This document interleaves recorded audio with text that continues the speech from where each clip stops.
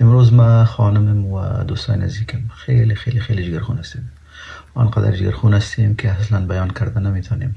فکر کنین یک شخصی که نزدیکترین عضو از فامیل خود، حتی اولاد خود، از دست میده، به او اندازه جگرخون هستم. و با شنیدن از این خبر ما یقین دارم که شما هم جگرخون میشین.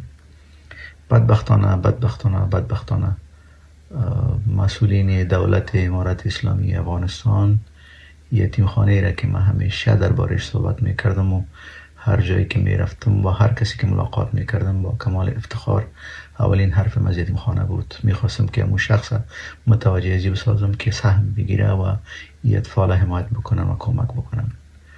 او یتیمخانه را که بسیار با صداقت، با دل پاک، با شوق و علاقه و ایمانداری پیش می بردیم، او یتیمخانه را اینا بسته کردن.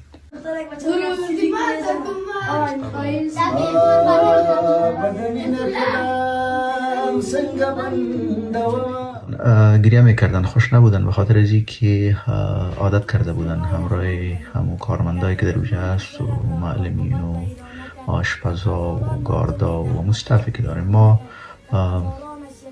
در پرورشگاه ریان 21 نفر کارمند داشتیم که او کارمندا برای اطفال هم پدر بود، هم مادر بود، هم برادر و هم خواهر و هم رفیق و هم دوست صمیمی. یعنی برای اطفال او حس نمیداد که اطفال پدر و مادر و خواهر و برادر و دوست و رفیق کس نداشته باشه.